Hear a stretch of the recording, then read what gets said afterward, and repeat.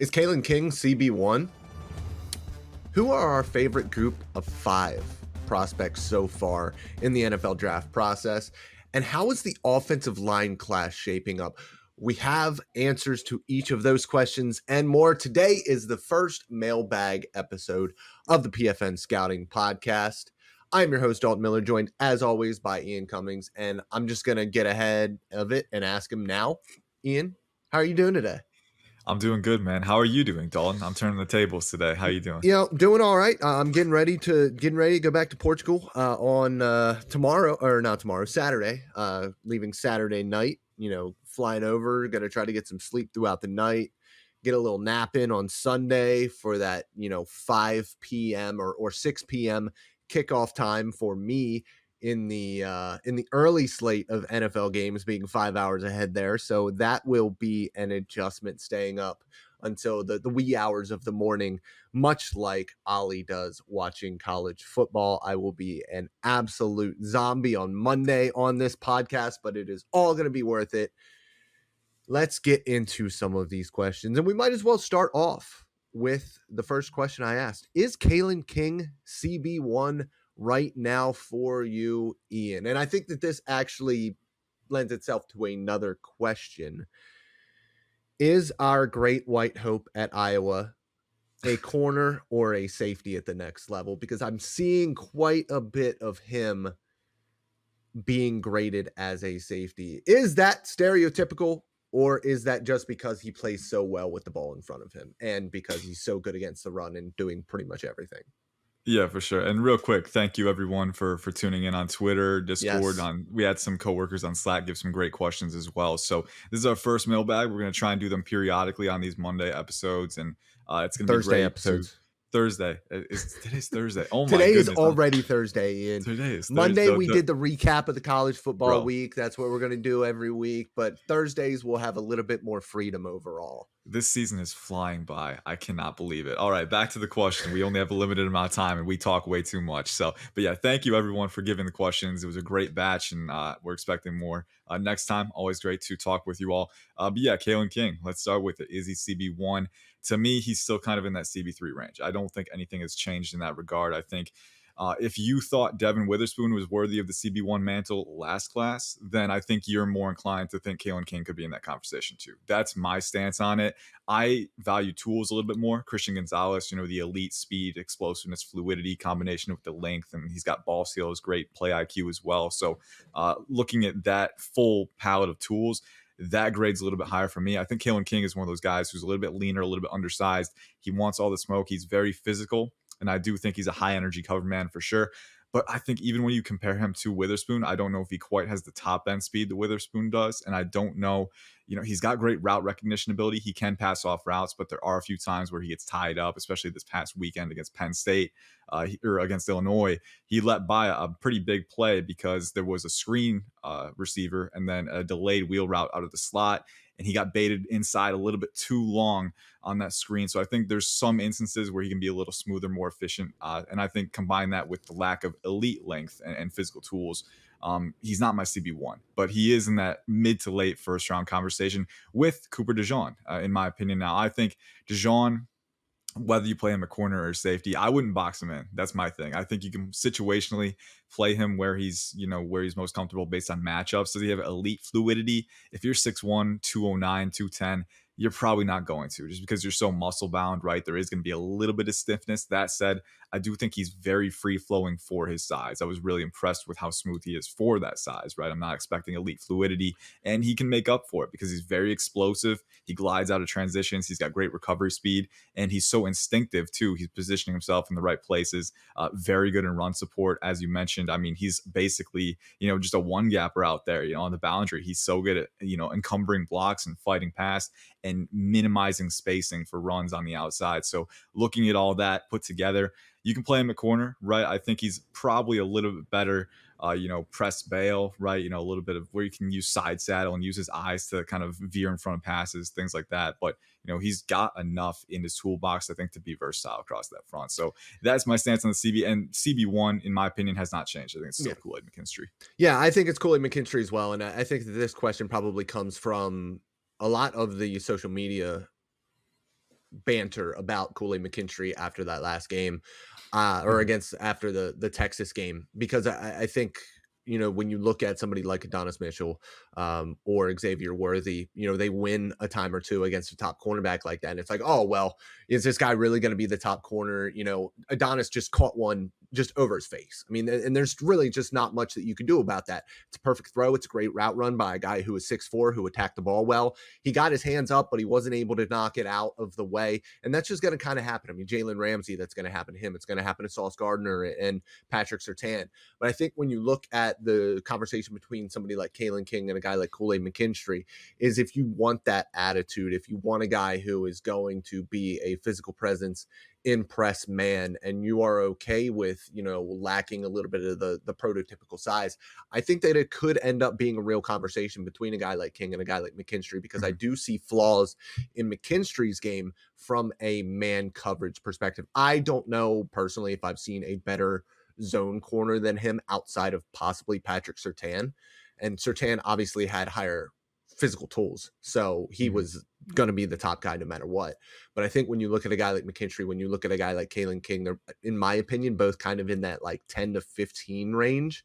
I think that I've seen guys perform better so far this year that I would probably put McKinstry a little bit further down in my rankings than I had him to start. But in my opinion, the entire package, he is still CB1 for me as well. Yeah. And I think the important thing to finish off with is that Kalen King is not a liability by any stretch. Yeah, no, Physical traits. absolutely not. It's just Yeah. a non-elite combination. So, Yes. but I mean, I think he's good and he's explosive enough, fast enough, twitchy enough, where you can have him in that CB1 conversation if you feel he deserves to be there. And corner is one of those positions where you really do need those high-end physical tools to be Yeah. a legitimately elite corner at the next level. There's no guys that are out there running 4.5s that are elite guys. There just aren't at this point. Mhm. Who is a prospect? That was from K1 since day one on Twitter, by the way. Who is a prospect that is decently ranked in most places, but you think should be higher just based off of the traits that you see? This is from Nick Martin on Twitter. Go with the guy real quick. I have a couple guys as well. We'll just kind of go back and forth quickly Yeah, for with sure. these names. What do you Rapid think? fire. Nick Martin always does great work. Yes. Draft season comes along. Always enjoy speaking with him on Twitter. I got to go with two guys real quick at the top of my head. Jasheen Davis from Wake Forest. He was dominant this past week. 4.5 sacks, 5.5 tackles for loss so far this year. Had 7 sacks, 14 TFLs in 2022. 6'3", 253. Twitchy, explosive, energetic. He's got crazy amounts of power, kind of stored up in his frame too. Love the violent hands, just a red hot motor. I think he's really slept on in this class. He's, in that day 2, early day 3 range, it seems like across the consensus, but I think he could be one of the top pass rushers in this class. And then my other guy, tight end Ben Sinnott from Kansas State. Again, he's one of those guys who's kind of in the day 2, early day 3 range. But he was my TE2 entering the year, and I think he could be an early day 2 pick like Sam Laporta this past cycle. 6'4", around 240.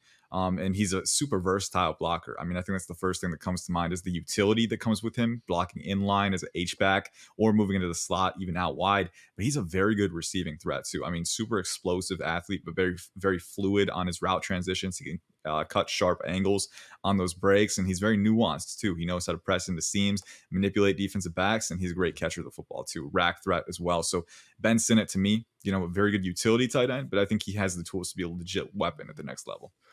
I think we all know who I'm going to go with here. He's been a favorite of mine ever since I first laid eyes on him. Big number 34, now number 3 for Texas A&M. He's lost a little bit of weight. He's not quite as big. He looks a little bit more trim. McKinley Jackson. He's my guy. It is what it is. It's going to be like that all cycle. The other one of my guys stays on that side of the ball. He's still in the SEC here, is Missouri linebacker Tyron Hopper. He's just a dude who knows how to play football. He's the same kind of guy oh man, why can't I think of linebacker from Missouri who now is Nick playing Bolton. for the kids? Nick Bolton. He just reminds me of Nick Bolton in that he might not be an elite athlete. He might not like pop in coverage the way that a lot of these guys are doing these days. But for me, Tyron Hopper, when it comes down to just like making plays, the dude does that. He's able to, first of all, stack and shed at a pretty high rate, but he's really, really slippery and he gets downhill in a hurry. He kind of reminds me of like in that David Long. It's not doing it as much for Miami, but he did it a ton for Tennessee, making plays right at the line of scrimmage or behind the line of scrimmage. So those are two of my guys so far. I am also a little bit higher. And I say a little bit higher. I'm very, very much higher on Jaquavius Marks from Mississippi State, but I don't think he's going to be a sleeper for long. I knew you were going to bring him or McKinley Jackson up that first one. It was one of those two. Yes, I've been incredibly impressed with the way that he has looked as a runner this year in that new offense. The splits are no longer 4 yards between the offensive linemen. It is a real offense, and he's putting together real production in that offense. So I'm very excited about him as they get into SEC play. One more guy. We're talking about SEC, so one more guy that just came into my head real quick because he played in Mississippi State this past week. Mekhi Wingo, LSU defensive tackle. I mean, all of those LSU defensive tackles. Dude, he's been everywhere. Watching, but 6'1", 270, 275. He might be the most explosive lineman in this class, pound for pound. I mean, he just teleports off the line. Crazy violence, super compact frame, but he's got really good torquing ability for his size too. I love that undersized, just attacking defensive tackle who can just dominate one-on-one matchups because he's so explosive, flexible, hyperactive with his hands. A big fan of him and what we've seen from him so far. All right, I got one more. Since you did 3, I'm going to do 3 as well. I actually am kind of doing 4 here, but I don't care. Davin Vann, edge rusher from NC State. Dude is built like a refrigerator. He kind of reminds me a lot of Kentavious Street, who also played at NC State. Kind of shorter, but has pretty good length. Is a really powerful dude, but he is super explosive as well. He's very alignment versatile as well. That's a fun part. All right, Nick, great question. But if we spend, we're gonna spend 20 minutes on it if we don't limit ourselves. So let's move on. Have to move on. For your money, based on past draft criteria and tendencies for Green Bay, who are the most likely targets in the first round, or a guy that you would love to see in Green Bay? This is from Ethan Ebert on Twitter. What do you think? The Packers are always a fun team to think about with these exercises. They always pack a ton of draft capital, right? And they have Jordan Love, who's playing well.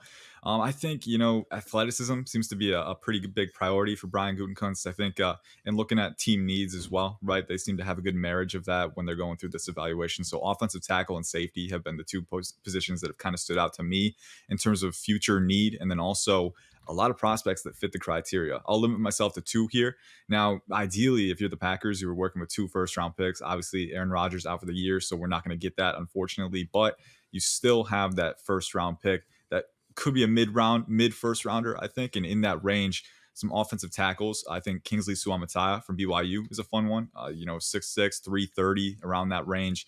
Explosive, mauler. He's improved his balance and synergy with his technique this year, I think, and he's very good getting out in space and just finishing linebackers. So you have a potential future need at both tackle spots. He's played both tackle spots. I think that will be a good fit.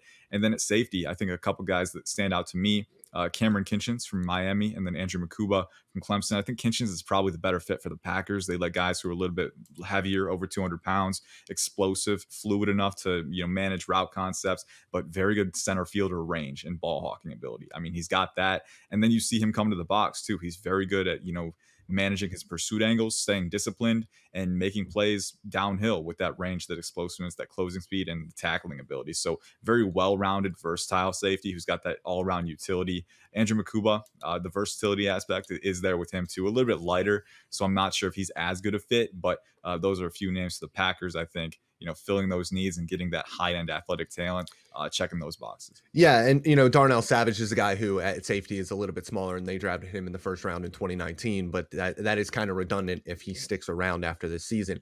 I kind of look at the same side of the ball on defense, and I look at those edge rushers because you obviously have Rashawn Gary. Devontae Wyatt is, more on the interior. Kenny Clarkson, interior guy. TJ Slayton is your nose tackle. But I think if you really want to get another outside guy, they have Preston Smith, but you can never have enough edge guys. They have Lucas Van Ness. I know that they have depth there, but I'm just like, I look at the Buffalo Bills. I look at the Dallas Cowboys. I look at the San Francisco 49ers, these teams that are just able to bring together a massive group of edge rushing talent. Really, year over year have fantastic defenses. So for me, like a guy like Braylon Trice, Yeah. just based off the history would be a perfect fit for him or for them. And then on the offensive side of the ball, they really like on the offensive line, they really seem to enjoy it. And all offensive line coaches and teams like positional flexibility. So exactly like you said, a guy like Kingsley Suamataia would be big because he can play on both sides. Even a guy, Mhm. a little bit later on, maybe not in the first round, second, third round, a guy like Graham Barton who played Yeah. tackle or plays tackle at Duke might move to the inside at the next level. Another So one, maybe Cooper Beebe as yes, well. He's Cooper played Beebe's left, another right. guy. He's played guard as He's well. I think he's played all four. I think he's played all four of Yeah. the positions that are not center throughout his Yeah. college days. So Yep. So Cooper you look at Beebe's them, they another good picked one. Zach Tom as well. I mean, that versatility is Yeah. big for them. Yeah. They like that quite a bit on the offensive line. The next question, and thank you for that question. We'll try to probably stick away from like team specific stuff too much, especially early on, just because we're trying to get a grasp of everything.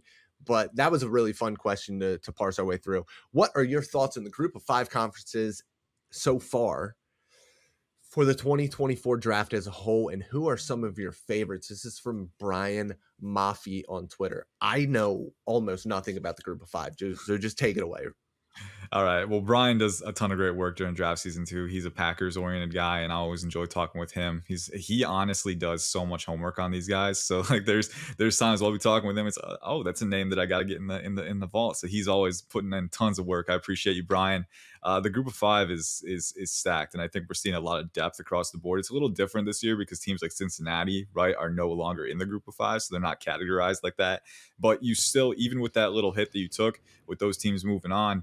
There's a lot of talent, man. I mean, I'm going to go through some of the conferences here. American Athletic Conference. You got Memphis. You got SMU, Tulane. I'm a big fan of Tulane. I think Ole Miss, they gave them a challenge. And I think some prospects, particularly on the defensive side of the ball, Patrick Jenkins, I think he played at TCU earlier in his career. Very versatile, powerful defensive lineman who's got a really strong upper body, really, really energized in the contact. Jarius Monroe, 6'2", 205, really good cornerback for them, physical and run support too, but he's shown he has enough press man capabilities. So I like those guys a lot. SMU, I think you got Jordan Curley at wide receiver, a speed guy. You got a few guys on the defensive side of the ball who are really promising too on that defensive line. Elijah Chapman is another sawed-off, explosive defensive tackle. I think he was on Feldman's Freaks, so he's a fun one. And then there's a few more. I'm not going to go through a breakdown of every. Yeah, we can't do that. I mean, I think the big one that I can come up with just off the top of my head is Malachi Corley from Western Kentucky. We've been talking about him a ton. He's fantastic with the ball in his hands. He's unbelievable. I want to get good Western Kentucky tape so I can really see him, the nuance that he has as a route runner, because I mean, you can be fantastic with the ball in your hands, but if you can't run a route, you're not going to separate. And I need to see that separation. So it's more just I need more exposure to him as an all-around prospect. But obviously Ian Valentino is a massive fan. Our boss is a massive fan of his. So I'm going to take his word for it. Real quick, a few more group of 5 guys at the very top of my head. Marshall corner, Micah Abraham, big fan of him, playmaker. He's got tons of ball production, but he's also pretty fluid. He's got good length for his size. And I'll just go through as many as I can here. I'm gonna flip through Mid-American Conference. Quinyon Mitchell from Toledo. He could actually be an early round pick. I mean, this is a guy who's 6 foot, 200, great size, great explosiveness and closing speed. Another ball hawk who's very natural when it comes to converting at the catch point. So I think he could be one of the top corners in the draft. Like I'm not even exaggerating. He's got the tools and he's got the production to do it. Torrey Horton, Colorado State, vertically oriented long strider at wide receiver. He's shown some really good strides this year. And then the Sun Belt, one more guy that's not really in the mainstream that I'm a big fan of. Coastal Carolina wide receiver Jared Brown, super versatile, super explosive. You can get in the ball as a slant receiver, on screens, as on end arounds too, jet sweeps. They use him in all different kinds of ways, and he's just a playmaker. He's very shifty to go along with that explosiveness and speed. I think he could be one of those modern age weapons for an NFL team. All right, the next questions, 3 of them are all going to be coming from ADI_Avery on Twitter. The first one we're hearing here, and we're going to also kind of melt Deflated's question into here as well. Thoughts on the offensive lineman coming out this year? Who's your favorite and who are your top 5? We're hearing competition. This is Avery's question. We're hearing competition for QB3, wide receiver 2, but how's the competition at offensive tackle developing?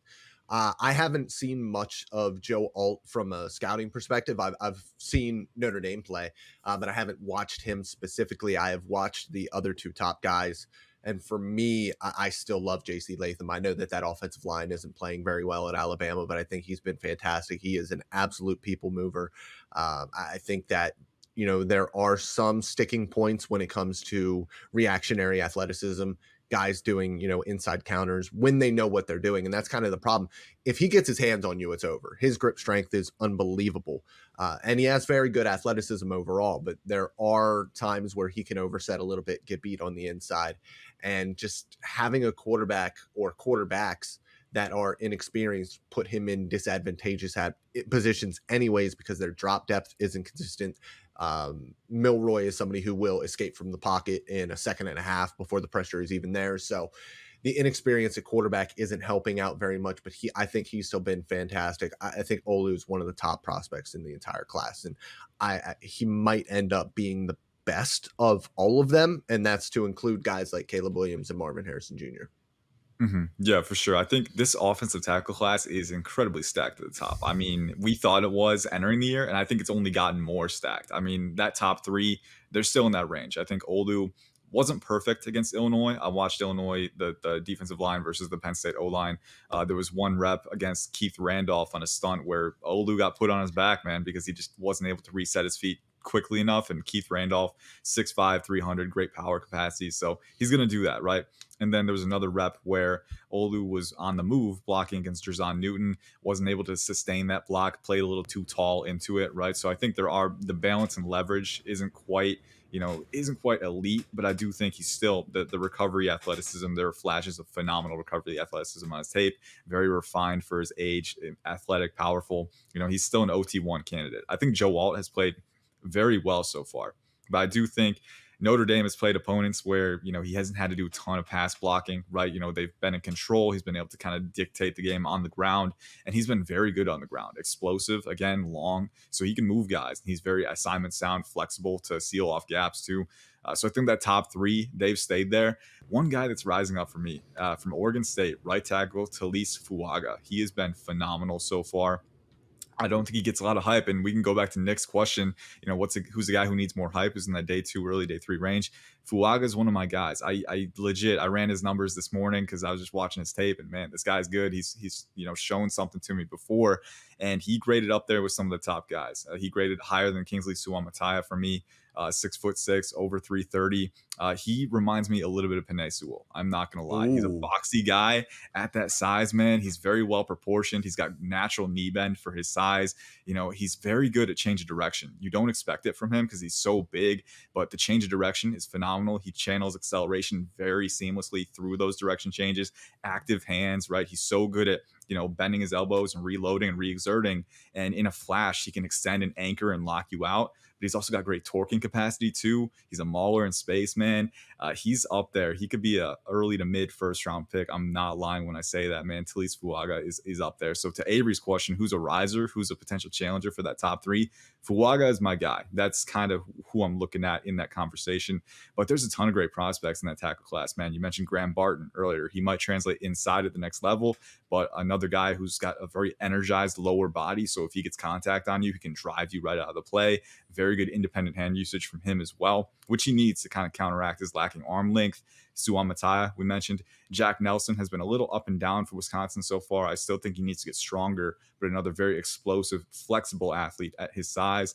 And the list goes on. I mean, Ruben Fothery from Texas A&M, another guy who's kind of built like a refrigerator, right? But he's also a very smooth athlete in space too. So my top 5 tackles would probably be right now Olu, JC Latham, Joe Alt, but Alt is challenging for that top 2. He's challenging for that. Talise Fuaga, and then Kingsley Suamataia. That's probably one of my top 5. And then he was talking about top 5 OL in general. So I'll throw out some interior offensive line names too. Cedric Van Pran, still my top center. Donovan Jackson has looked really good for Ohio State so far. He's got the top end tools, probably the best palette of tools in this guard class. Cooper Beebe, very good, very versatile. Troy Fautanu from Washington, a guy that I really like, a very smooth athlete who's got some torquing capacity for his frame. And then one more guy that stood out to me this past weekend was center Zach Frazier from West Virginia, 6'3", 305, but he's pretty low cut. So he's got a really strong upper body. He's very flexible. Again, a very nimble athlete who accelerates without much strain. And then he's very assignment sound. He's got good football IQ, good angle awareness. So those are a few guys. I think this O-line class is incredibly strong, incredibly deep. And if you're a team that needs O-line depth, which is probably most of the teams in the NFL, let's be honest, this is the year to need a guy. There's a lot of talent out there. Who has an outside shot at DB2? I am skipping the question before because I don't know Jason Henderson. I will ask you about him in a minute, but I want to talk for a second. Who is an outside shot at DB2? And I like that this question isn't CB2 and that it's DB2, because I think that is, I mean, it's obviously a different question because we're adding safeties into the mix here as well. And I think when we just look at this from a defensive back's perspective, Cooper DeJean, I think, might be that second guy. I think that he's a guy, teams are going to look at him. Is he a corner? Is he a safety? I think when you look at the positionless value of the NFL today, I think that he's a guy that fits right into that mold. I think you're seeing a ton of, I know that the Dallas Cowboys are a team that does it a lot. You saw New England against the Miami Dolphins run a ton of 3 safety sets as well. Yeah. He's a guy that you can put him in the slot as a zone coverage guy and somebody who can survive against, quicker slot guys. He's a guy who is going to be an absolute stud coming downhill, defending against the run.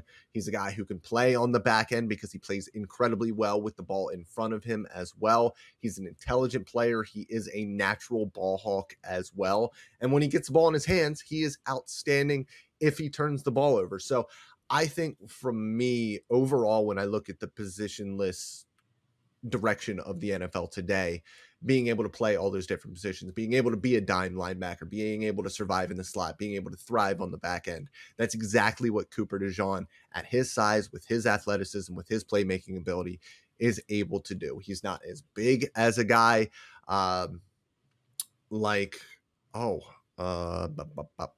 best safety in the league, plays for the Chargers, Derwin James. See, this is what happens when you have so many head injuries. You forget names that you absolutely know. That process of finding it was very. I had to find it on my own. He's not as big as Derwin James, but that's the type of overall variety that you can have with a guy like Cooper DeJean. So for me, when I'm looking at it, he might not be CB2 in a vacuum, but as a defensive back as a whole, I think that he could get there. It's really interesting because if he was already labeled as a safety, I think that would be presented as more of a strength, right? That all-around versatility, right? But you see, because he's a CB, it's like, well, he might fit better at safety. But if he was already labeled as a safety, it's like, guys, he can play CB. Like, he can legit play CB. Sometimes when he's manning up guys in press man and he has to use that quick feet and that effortless hinge fluidity, he doesn't quite have that, right? So we saw, particularly last year, Marvin Harrison Jr. dusted him on a whip route one time. That was kind of the best example that I saw, where he's not able to sink quite as much as you want because he's so muscle bound, but he can do it. He does have enough in his toolbox to man guys up, particularly in off man and then in zone too, and press bail. Very good at using his eyes, like you said, to position himself, but then the versatility as well. Like, there's some plays that Cole Bishop has made, and he's another guy in that top safety conversation. He's been phenomenal, but you look at him, kind of attacking the play side of runs, deconstructing blocks, and then making tackles. Cooper DeJean can do that too, right? So I think using him in that versatile safety way, you don't want to put boundaries on a talent like that, because he is explosive. He's fast, intelligent, physical, strong. I mean, all the tools are there for him to be that guy. So DB2, you're bringing up Cooper DeJean. I love that. There's a few safeties in this class that are rising. Real quick, I want to get any safeties for you. Cameron. I think for me, Cameron's the other guy that could push for DB2 just because he's kind of got that same thing. He can play very much anywhere. He loves to hit people, and that's a lot of fun for me. I like seeing dudes like the old school kind of, blow you up type safeties. I mean, you obviously have to do it a little bit differently these days because you will get kicked out of games, and then for the first half of the next game as well. So you have to be a little bit more careful with it. But Cameron Kitchens is a guy for me that can, get into that range. I love what I've seen so far from Tyler Nubin. I just see Minnesota safeties and me just kind of get along overall. But this is a really good safety class overall. I just don't know if, for me, Newman has the type of versatility that I would take, as a DB2, somebody that's taking, with the 15th pick in the NFL draft, Mhm. for instance. Yeah, for sure. Makuba is up there for me as Yeah. well. He's one that I've been high on, right? And he's starting to produce more this year, which is great. But I've always been, for me, just baseline mobility, And right? he's And got and having, he's got that slot back end versatility as yeah. well that you really, really want to see from guys. I mean, obviously, I Mhm. think that he's probably best as that single high guy or as a split field safety, but he's somebody who can not only just survive in the slot, but kind of thrive in the slot as well. Yeah, for sure. His hinge fluidity, his foot speed, right? His hyperactive athleticism. I mean, his transitioning ability is just up there with the top that I've seen in my 3 to 4 year window evaluating. I mean, he's very good there, and that's a really important foundational trait for a coverage defender, right? And then on top of that, he's very physical and run support too. So a big fan of him as well. Two cornerbacks that I'll throw into the mix: Kalen Carson. I know Avery really likes Carson, so he's gonna be happy to hear me saying this, but Kalen Carson from Wake Forest is a guy that I've been high on. He graded very high for me in the preseason going, and he's been very good so far this year, basically dissuading quarterbacks from throwing his way. When they get into thicker ACC competition, I'm really curious to see how he fares because to me, he's got the proportional length. He's a very chippy competitor with physicality, but the transition speed, I mean, the technique is very efficient and very nuanced too. He knows how to use different styles to match different kinds of receivers. So you'd like to see that explosive, agile. He's got the foot speed. So I'm a big fan of him. And then Nate Wiggins from Clemson, I Yeah, want to throw him out there good because call. 6'2", long, not quite. I don't know if he has elite fluidity. I think he can improve his transition efficiency at times, but you want a smart defender with phenomenal eye discipline and route recognition ability. I mean, some of the interceptions that he has, he is breaking, just as the quarterback is starting back on his release. I mean, it's very impressive seeing a young guy this smart, this instinctive when it comes to making plays on the football. Great closing speed again to erase those gaps and swoop in front of passes. And then he's just he's got that speed to him. So I think Nate Wiggins to me, the closing speed, the playmaking ability, the intelligence, those three things for me, and the length as well to drape over those passing lanes. He's got all those things. So Nate Wiggins for me is another one who, if he continues to go on this trajectory, we could be looking at him in that conversation. Next question we have comes from, again, Avery, and I'm just going to ask you because I don't know who Jason Henderson is, but do you have thoughts on Jason Henderson from Old Dominion? I'll go rapid fire on this one because we have a few more. So Jason Henderson, I think he was the tackling leader last year, right? And I think that's kind of the main selling point with him is that he's got great tackling ability, good range as well too. He's a little undersized, I think, if I remember correctly, maybe 6'1" in the 220s range. So I'm curious to see how he holds up. I'll be honest, Avery, I haven't watched a ton of him, but I will be keeping tabs on him because tackling numbers like that, they don't happen by accident. So he could be a pretty good sleeper in this linebacker class. All righty. The next question we have comes from David Behrman at PFN. I Where, know that guy. yeah, I know that guy. Where would you rank this QB class compared to 2023? How does the depth of this draft class look overall? Yeah. So last year you had Anthony Richardson, Bryce Young, and CJ Stroud. We all knew those were the top guys that were going to go 1, 2, 3, and they did. And they did no 1, 2, 4. They went 1, 2, 4. But Yeah. we knew those were the top guys, right? And we knew there was a gap to Will Levis, who was kind of in that fringe first round range, who probably wasn't going to start right away. And then after that, you basically had backups and spot starters, right? That was kind of how that class panned out. This year, there might be a dozen guys who could have starting futures at the NFL level, who could potentially be starters at the NFL level. Right now, obviously, scarcity of starting jobs is going to impact that. Right, these guys, not all of them are going to get an opportunity right away. But I mean, you got Drake May, Caleb Williams, you've got Shadur Sanders, you've got JJ McCarthy, you've got so many different guys: Bo Nix, Jordan Travis, Michael Penix, Riley Leonard as well, Quinn Ewers, Spencer Rattler, if he keeps growing like he's shown. Cameron Ward again. There's so many different names, and Jalen Daniels from Kansas, Jaden Daniels from LSU.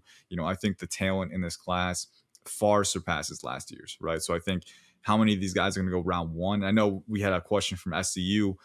Is this year going to break the record for round one quarterbacks in the NFL draft? Now, I think part of that is, are there going to be enough teams willing to take quarterbacks in round one? I think maybe we could, maybe we couldn't. Me personally, I'm kind of on the fringe that maybe 5 is the max there. Yeah. But, when you look at quarterbacks who are worthy of going round one, I do think there is enough ammunition in this class to make that happen, because I've been a fan of Bo Nix and Jordan Travis as the veteran options, but even beyond that, Shadur Sanders at this point, if he declares, he's probably going round one. We know Yeah. the top two guys. I do think the ammunition is there, and I think when you look at this class in comparison to last year's, going back to David's question, I think the potential starting talent is vastly superior, and I also think the depth is there too. So I Yes. think you're getting the best of both worlds. I think it's a good call. I think that this class could break the record for quarterbacks drafted in a draft class. And Yeah. I think a lot of this just kind of stems down to the COVID eligibility in these guys. A lot of them are 5th-year guys, 6th-year guys. So they've played a ton of football, and they are kind of at the top of where their college development would have ever gotten. So you're seeing the best of these guys, and you're seeing guys like Penix, who went from Indiana. Things were kind of ugly for a while, and now he's at Washington, and there are a lot of people talking about him being a round one player and having one of the best, arms in this class. I don't see that per se. I think he's a fantastic downfield passer. I think when you look at him, like, it's going to upset Miami Dolphins fans, but if you're looking at a lefty to throw the ball down the field, I'm picking him over Tua today. Tua is obviously fantastic at other things. The anticipation that he throws with is some of the best in the league, if not the very best in the league. But that left-handed throw, man, Michael Penix puts it on a dot downfield. And they talk about arm strength. Arm strength is different than the ability to be able to generate velocity over the intermediate levels of the field. And I think that Penix has enough arm strength. He has enough athletic ability, but is it high end enough for him to be a high level starter at the NFL level? I don't know that yet. But when we look at this class as a whole, it's my favorite quarterback draft class that I've looked at since 2017. And that's kind of when I started all of this. So for me, it's really not even close. There are legitimately 10 guys that I could see going before round 4. And then you're seeing in the NFL now, especially last year, you saw it. Teams are starting to take more stabs at quarterbacks. The Brock Purdy's of the world, the Dak Prescott's of the world, these guys drafted on day 3. If you can find the right formula for drafting these guys, finding these diamonds in the rough, you don't have to start them right away. If they're thrust into action like Dak Prescott was and like Brock Purdy was, and it works out, that's amazing.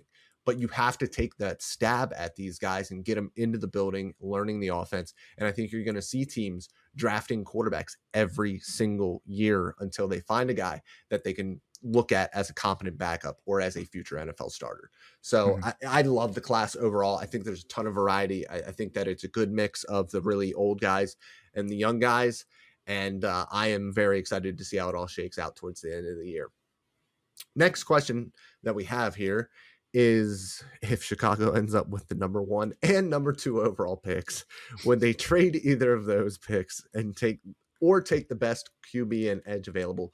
That is from Kyle Yates, our fantasy football guru at PFN. I don't think they're going to have picks number 1 and number 2. I think that they're going to have quite possibly 2 of the top 4 picks. So we can still discuss this question. And listen, it's going to be Arizona, and it's going to be another. I think at this point, from what we've seen from Justin Fields, what we've seen from the Chicago Bears offense, it really looks like they are running their offense to show how limited they are because of Justin Fields. It looks like they're running this offense saying, we have to do these things because Justin can't do other things, instead of running an offense that really leans on his strengths. And it's the difference is so easy to see. Look at Indianapolis. Look what Shane Steichen has already done with somebody like Anthony Richardson, who is maybe further ahead in his mental development than Justin Fields is in certain respects. But as a passer, he's not as good. Justin Fields is a more natural passer, a more natural thrower of the football than Anthony Richardson. And obviously Richardson has an absolute howitzer. He's got arguably the best arm in the entire NFL. But as a pure passer, he's not as natural as Justin Fields is. Justin Fields, I think, has one of the more natural arms in the entire NFL. His intermediate passing is outrageously good when he's able to get into the pocket, get into a rhythm, and throw the football. But I do think that at this point, even if Fields would have had a great year, you got to decide on that 5th-year option. You got to decide on a contract extension. And honestly, at this point, I think a change of scenery for everyone And a change of scenery in the Bears organization is what is best for them right now. Yeah, and I think this is a really interesting question when Kyle brought it up last night, because I think, there was more optimism for Fields before the season. In the offseason, there was a lot of people hoping that, he really showed a lot of, I mean, they built the entire offense around him as a runner last year, and he's shown that he can be that hyper elite rushing threat too. And then So they just stopped doing it. and And then then they they just just stopped doing stopped it. So I doing it. think it's a tough discussion to have, because you don't want to give up on him right away. But I think, like Dalton said, a change of scenery is probably best for him. And you mentioned, what if they had the number 1, number 2 pick? What do they do? I think if they're in that scenario, then you probably ship off Justin Fields for more capital. There's bound to be at least one team who will, at least, you don't know how much he's gonna fetch right now, right? It's been kind of difficult to gauge trade value for those kinds of QBs, but he's already proven his ability to be able to build an offense around him as that running threat, and we know he has that natural passing ability. It's just kind of growing as a quarterback and a pocket operator that needs to happen from him. So I think someone's going to spend some type of capital for him, so I think you can ship him off. Probably a new regime if they end up being at the top of the board like that, but in that scenario, I think you go with a QB, right? I think you take Caleb Williams or Drake May or Shedeur Sanders if he enters in that discussion. And you mentioned an edge rusher. I'm probably going Marvin Harrison Jr. That's probably what I'm doing. I'm pairing that young QB, getting him that weapon, because that was one thing that you couldn't really do for Justin Fields, right? You've got Darnell Mooney and Chase Claypool entering free agency this year, and I don't know if either of them gets retained, right? You traded for DJ Moore, and he's a great weapon to have. He's a very good weapon to have, but I think he'll be even more potent when you have that alpha receiver, that X receiver on the boundary, and Marvin Harrison Jr., who just commands so much attention with his ability to win one-on-one as a separator, with his ability to moss defenders at the catch point, right? And then he's got some rack ability, some versatility to him as well. So I think Marvin Harrison Jr., I mean, me, Dalton, you and I have discussed him a few times already. To me, he might be the best wide receiver prospect that I have graded. He might be a near generational prospect for real. He matches the hype. So if you can get that guy and pair him with DJ Moore and with that young quarterback, to me, that's the move to make. So I would go with Caleb Williams or Drake May, Marvin Harrison Jr. And I think that's the best way to restart this regime change for the Bears, because you proved last time that it was really the offense that struggled to click. So I think go head first into that and make sure you have the talent that you need to work with and that you need to help your quarterback be successful. Yeah, and you had money, and you should have money next offseason as well. And please, for the love of God, use that money to build some semblance of a defense. Like on the back end and the front end, you have absolutely nobody on the defensive line, and I think that's why he wants to kind of push an edge into there. And I understand that. But I mean, when you're talking about the number 1 and the number 2 picks, or the number 1 through the number 4 picks, like, I don't see that as Jared First right now. I don't see that as Dallas Turner right now. And there is depth in this class. So I think you're going to be picking at the top of the second round as well. So you can get, one of not those guys, but, other guys who are still very talented to be developmental guys, early in round 2. Last question we have here, and I just want to ask you about one day 3 sleeper that you are going to bat for so far this year. Dang. If you have to pick one, and if you don't have it off the top of your head, I do have mine. So do you want to think about it for a second? I have a few, but I mentioned some of them with the group of 5 questions, so I don't want to be and you can only pick one. So I'm going to go. And by the way, this question is from Riley Rosenbush on Twitter. This actually came from my Discord, but that's his Twitter account. So the question was one day 3 sleeper or day 3 sleepers. We're going to do one. And my one is somebody who I was very low on going into the season, but I've really liked what I've seen from him, is Malachi Moore, the safety slot guy from Alabama. And I've always really liked Alabama safeties, as long as they have the requisite mental capacity to play the position. I think what I've seen from him more than anything so far this year, it hasn't been the coverage. It's been him flying forward and making plays at the line of scrimmage. He's been outstanding against screens. He has been really decisive when it comes to playing forward and playing in those short area zones, matching guys in that area as well, looking at number 2, being able to match that. So I really like what I've seen from him so far. I don't know how far he'll be able to project his draft stock, but as a guy on day 3, let's go for it. Yep. I like what I've seen from him, especially the Texas game. That was really fun to watch him fly downhill like that. A couple guys that come to mind for me. I mentioned him before the season, but Yale tackle Kieran Amagaji has apparently been playing very well for Yale. I know they played Holy Cross this past weekend, but in the preseason, I was like, this guy's 6'5", 320. He's the explosiveness pops for him, right? When the FCS prospect in particular, with his surroundings, you can see if he's got, a heightened degree of tools, and Kieran Amagaji does. Very explosive. I really like the flexibility, the change of direction for his size. He's a mauler, super physical, very good at driving power through blocks. He needed a lot of refinement coming into the year, sustaining blocks. The technique was basically, just at that baseline level. He's really raw. He needs to keep improving in that aspect. But early day 3 is a developmental swing tackle and potential future starter. I think Kieran Amagaji has a lot of tools that you want. And then one more guy, LSU corner, Zai Alexander. He's taken a few lumps early on, but in his tape, I think it's Southeast Louisiana. I want to say it's either that or another, it's maybe Southern or something. I can't remember, but it was an FCS program that he was at last year. He transferred in, 6'1", 6'2", really good movement speed for his size, really good foot speed, reactionary and corrective athleticism. And he's shown some really good physicality downhill as a SEC support defender, right? So he needed an acclimation period, but I think as we get into this home stretch this year, he really could start to shine, and he has the physical tools to rise. So really deep defensive back group. Zai Alexander for me is one that I'm really keeping tabs on. Yes, and he was at Southeastern Louisiana before. That's right. Anyways, that's all we got for you guys today. I love the questions. I like this. I like the engagement. That's what we are here for. We want to talk to you people. We don't want to talk at you people. We love the questions. We're going to continue to do this. And I hope you guys have a ton of fun with this college football week, because there are a ton of great matchups to watch for. And we will go over all of them on Monday. As always, guys, I love you. Goodbye.